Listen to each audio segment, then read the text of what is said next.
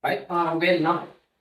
So, ito na yung sinasabi ko mga kamukil na sa previous upload ko, ituturo ko sa inyo kung paano ang paghawak ng ganito, tamang pagpahid ng masilya dito sa ating mga ngayon na concrete kung kung saan gamit natin skin ko. Okay? So, ang paghawak nito mga kamukil, pag ito yung pag-uusapan, dito pagbabatak nyo na, nakikita nyo yung hawak ko isang palinta. Pambatak ng skin ko sa ating mga pader. The size ko yung gamit ko, may mga mas malalaki pa nito. Depende na sa inyo. At mayroon ding mga mas maliit pa nito. Depende sa inyo kung saan kayo prepare na gamitin. So, paghawak nito mga kamukil, mayroon dalawang klase. Una, tingnan nyo yung kamay ko. Lahat ng daliri natin ito mga kamukil, magagamit to. Kailangan ugaliin natin, kusanayin natin, itong mga daliri natin, magagamit lahat to nasa paghawak nito. Kasi kung kaliwiti ka, kaliwiti yung masyadong tama sa pagtratrabaho. Kung kanan ka naman, itong kanan yung masyadong tama sa pagtratrabaho. So, dapat pagka ganito, nasa construction ka, kaliwa kanan ka. No? Ako yung mga kamugin, kanan ako, pero sinanay ko yung sarili ko na kaliwa kanan yung gagamitin ko. Kapag nangangalay na itong kanan ko, itong kaliwa na naman yung gagamitin ko. So ngayon, ang unang paraan sa paghawak nito, kapag baguhan, ganyan. Ganyan talaga yan, yung paghawak niya. Tapos kuha tayo ng scale ko. Sa bagong page ko mga kamukil, laging long videos tayo. Sana tapusin nyo ang video para may matutunan kayo. Kasi ganito din ako, dati mga kamukil. Kuha tayo ng scale ko. Maliit lang muna. Sa pagkuha ng scale ko, pagbaguhan, pag may nangangaply sa aking picture mga kamukil, malalaman ko kagad. Sa paghawak pa lang ng panita. At pag babatak nitong skin ko. Ang pagbabatak ng skin ko mga kamukil, doon ko malalaman ha, hindi pa siya masyadong bihasa sa pagpipictura o pagmamasilya. Malalaman ko mga kamukil, una, pag naghahalo siya ng skin coat, ganyan yung estilo niya. Kapag medyo mabasa itong skin coat natin, mahuhulog yan kasi ito yung ginagalaw niya. Ganyan no? Ito yung ginagalaw niya. Kapag mabasa masyado yung skin coat natin, medyo mabasa, madaling mahulog yan. No? Tapos yung kadalasan niya. So, ang tunay na pintor mga kamukil, bisirano, hindi ito yung pinapagalaw, kundi ito. Pansinin nyo mga kamukil yung pagkakaiba. Pansinin nyo mga kamukil yung pagkakaiba. Lapit mo, videographer. Pansinin nyo mga kamukil, laging nag-estambay ito. Yan yung mga bisiranong pintor, mga kamukil. Yung mga baguhan na nagpakilala sa aking pintor, sa hawak pa lang nito, malalaman ko na. Nung napapansin nyo yung hawak ko mga kamukil, ito yung pangalawang paghawak ng palita pag naghahalo pa nito.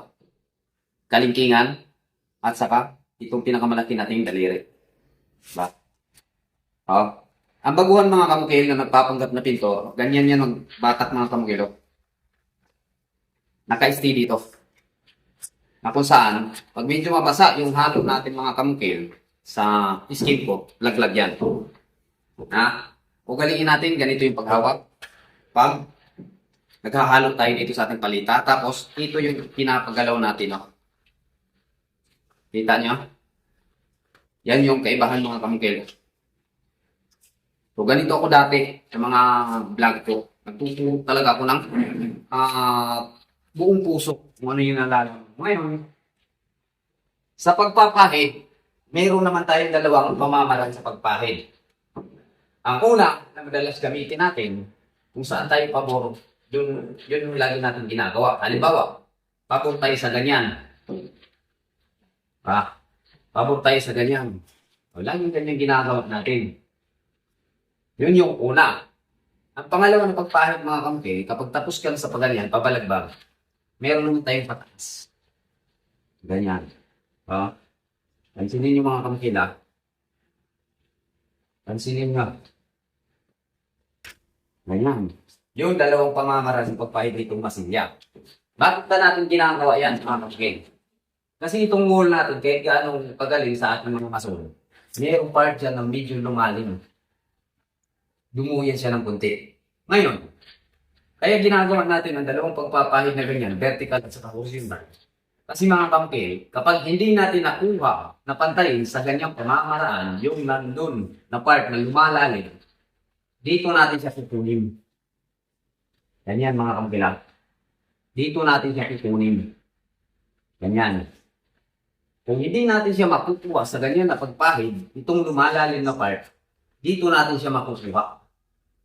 Yun yung purpose mga kamukil kung bakit vertical at saka horizontal yung pagpahid natin ng masilya. Wala nang ibang purpose. Wala nang ibang habol kung bakit vertical at saka horizontal yung pagpahid natin ng masilya. Ngayon, paano natin magagamit itong lahat ng mga daliri natin? Pansinin niyo mga kamukil. Kasi, pag baguhan ka pa lang, mangyayari talaga mga kamukil, pag hindi ka marunong, ganyan. Yung hagod mo. Tapos, masyadong tunog yan. Kung napapansin niyo mga kamukil, ang mangyayari dyan, magkakaroon siya ng ganyan, gitling. Kung hindi ka marunong. Kasi ganyan lang yung hawak ng paninta. Magkakaroon, kahit gaano mo sa pagpahid ng mga kamukil, magkakaroon yan ng gitling. Kasi hindi ka pa marunong. Ngayon, paano natin maiwasan yan?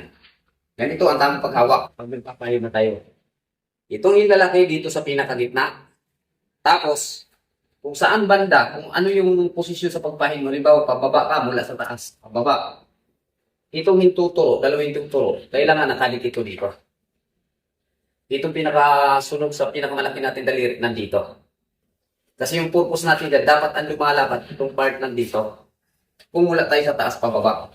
Pansinin nyo, yung kamay ko. Kita nyo? Pagpahid natin dyan, no? Diba? Sablay na. Ito yung ituturo lagi sablay mga kamukila. Maiiwasan natin yung gitling na tinatawag natin.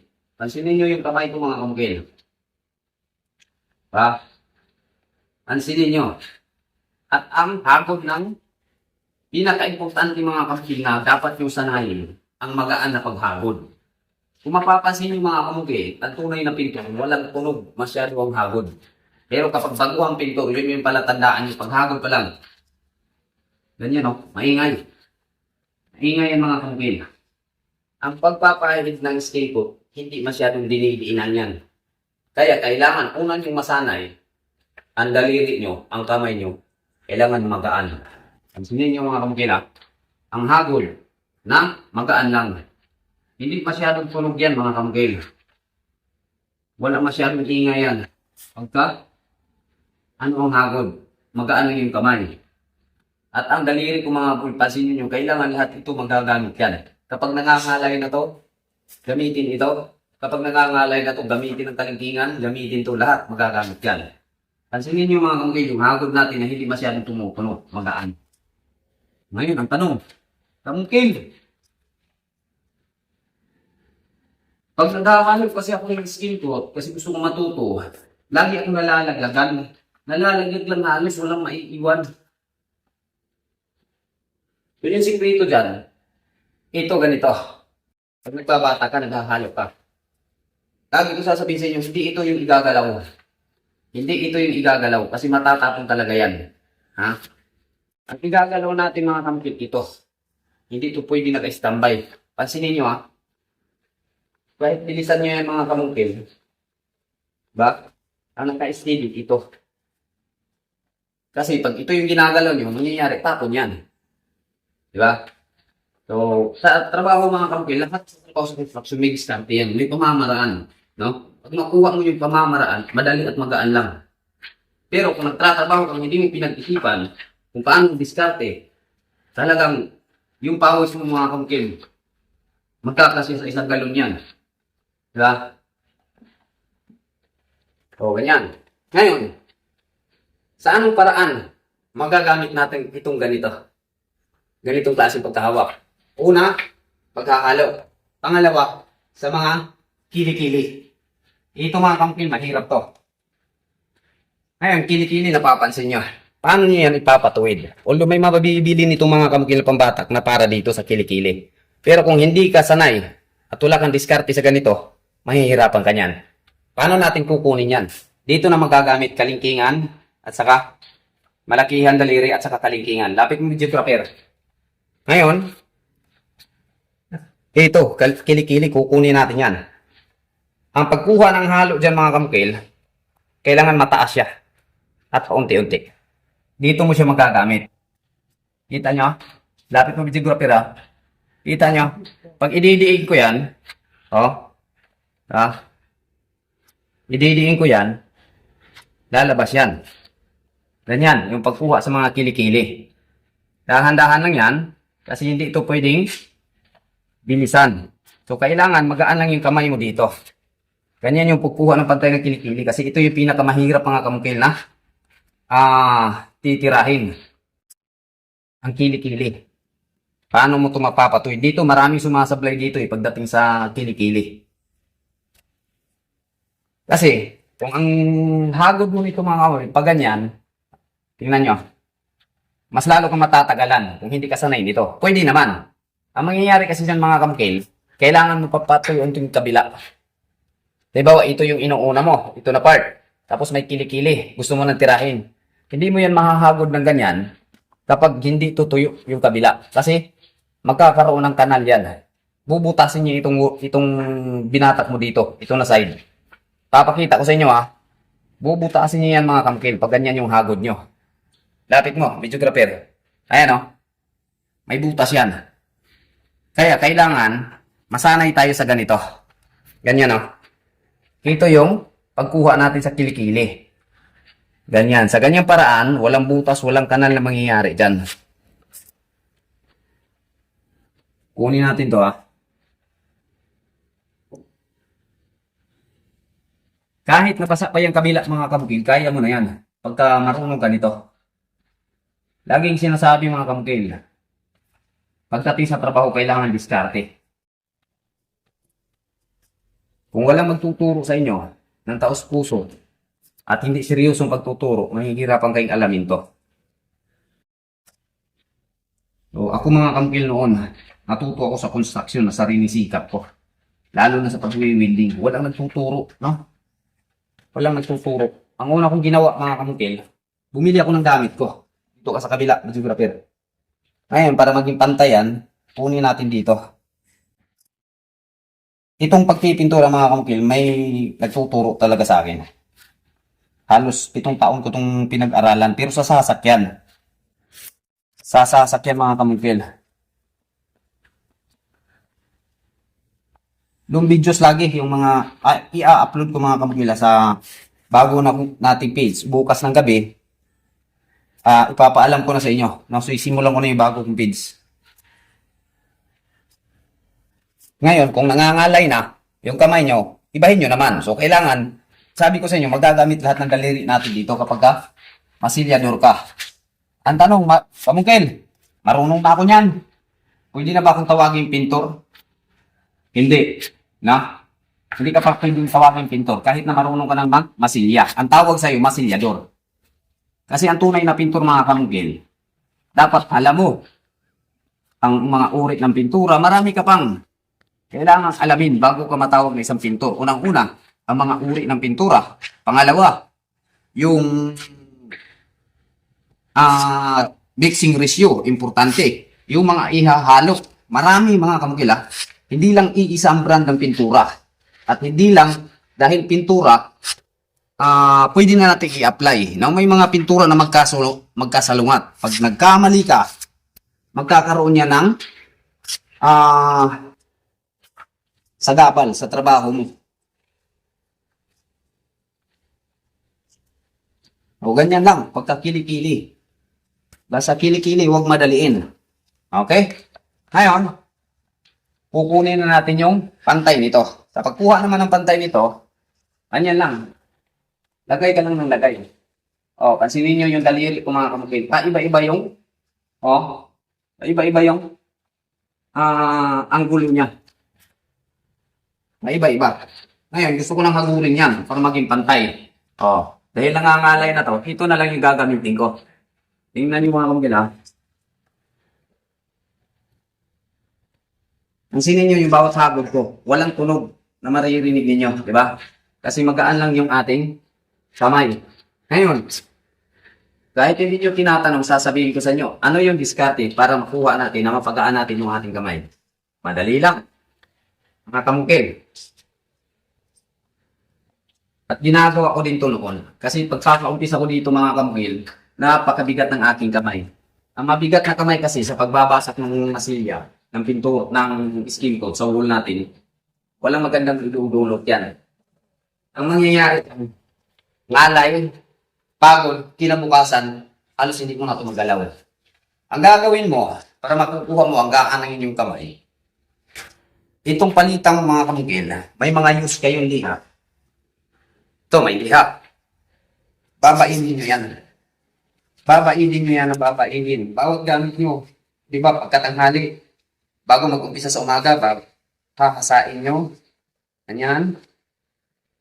Yung purpose dyan, para mapagaan ang inyong kamay. Ano naman connection yun dyan, kamungkil? Hinahasa lang yan, tapos gagaan yung kamay. Diba? Ganyan. Yung mga tanong, so wala ka talagang alam. Diba? Normal lang yan. Ano purpose yung kamungkil? Hinahasa, tapos gagaan yung kamay. Ito kasi mga kamungkil, pag masyado na itong matalas, ma-achieve mo na yung talas ng isang blade na lagi natin ginagamit pang balbas. Pag hawak mo nito, hindi mo pwedeng diinan yan. Hindi mo pwedeng diinan. Kasi masusugat yung kamay mo. Ngayon, yung paghawak mo mga kamungkil, smooth lang. Magaan lang dapat. Kasi kahit lagi mong nasa isip matalim to. Kapag didiinan ko to, malamang masusugat yung kamay ko. Ngayon, ang gagawin mo, ang paghawak mo, napakagaan lang.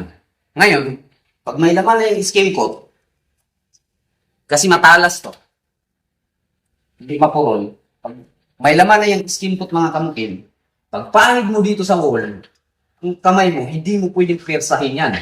Kasi natatakot kang masugat. Di ba? Yun yung punto ko mga kamukil na kailangan natin hasain yung gilid na to para mapanatili natin na yung hawak natin sa ating palinta, magaan lang yung ating kamay. Tapos yung pagpahid natin, magaan lang siya. Hindi. Kasi kapag mapurol ito mga kamukil, pahid ka lang ng pahid wala kang kinatatakutan. So, ang lagi ng kasanayan mo, pwersado yung kamay mo, madali kang mapagod, kinabukasan, pagod na pagod talaga yung kamay mo. Makapag-isip ka ng mag-absent. Ngayon, kung naugali mo na, magaan ito mga kamukil. Kahit ilang buwan pa yung trabaho, pagpipintura, hindi mo mararamdaman yung pagod. Pangalawa, nakapagis makukuha natin dito. Walang magkukusang hihirap nitong palitan mo. Kasi napakatalas.